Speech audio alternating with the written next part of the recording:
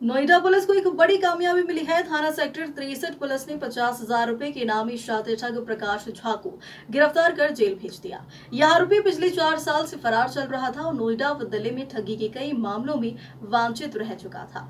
Police के अनुसार प्रकाश झा मंगोलपुरी इलाके का निवासी है और 2011 में सेक्टर 63 स्थित SCC बिल्डर प्राइवेट लिमिटेड में एग्जीक्यूटिव पद पर कार्यरत था।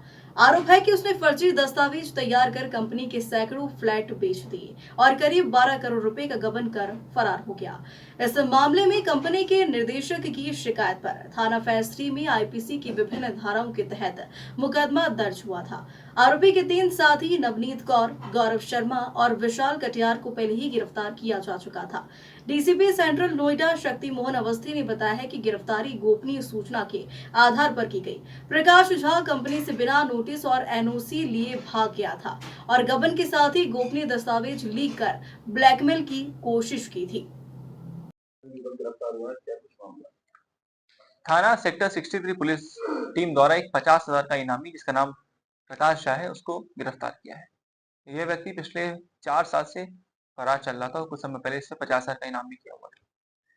2021 में एक फ्रॉड का केस सामने आया था जिसमें ये व्यक्ति ने एक कंपनी जिसमें नौकरी करता था उसके 129 फ्लैट्स की फर्जी बोर्ड ऑफ रेजोल्यूशन लेटर इसने कूटरचित तरीके से खुद साइन करके बनाए और उन कूटरचित रेजोल्यूशन लेटर्स के बाद इन्होंने उन लोगों को फर्जी रजिस्ट्री भी करा दी।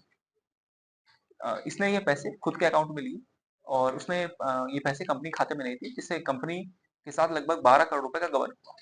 ये काम इसने 2013 से लेकर लगभग 2021 तक लगातार 8 साल अलग अलग समय पर किया। इसके 3 अन्य साथी पहले ही जेल जा चुके थे परंतु यह 4 साल से फरार चल रहा था। इसके ऊपर पहले 82-83 करने के बाद मसूरी में चार्जशीट लग चुकी थी और इसके ऊपर अभी रिसेंटली इनाम बढ़ाया गया था। इसके बाद इसकी गिरफ्तारी सुनिश्चित की गई है। इसके ऊपर पूर्व का भी राजौरी गार्डन का 2010 का इसी तरह का अपराध भी मिला है जिसके बारे में और जानकारी जुटाई जा रही है। भविष्य में इसमें आगे भी कार्रवाई मजबूत कार्रवाई की जाए। ये अलग अलग जगह था, खुद को एब्सकॉन्ड कर रहा था और अलग अलग आइडेंटिटी के साथ ही अलग अलग जगहों पर दिल्ली NCR के क्षेत्रों में रह रहा था। यह जो पूरा गबन था लगभग 12 करोड़ के आसपास का था जिसमें पूर्व में जब 2021 में जब इसमें कार्रवाई हुई तो अन्य लोगों के पास से भी खाते सीज हुए तो उनसे कैश की रिकवरी हुई थी। उसके बाद यह व्यक्ति के खिलाफ भी मफरूम में चार्जशीट लग चुकी थी परंतु अब इसकी गिरफ्तारी सुनिश्चित की गई है 4 साल बाद। कितना इनाम था इसके ऊपर? 50,000 का इनाम कुछ समय से चल रहा था। तो जानकारी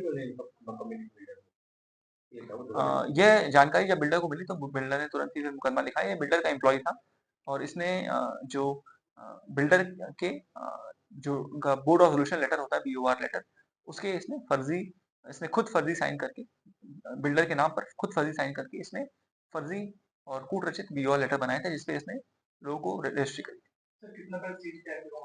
इसमें पहले पैसा सीज हो चुका है जिसके बारे में जानकारी की जा रही है।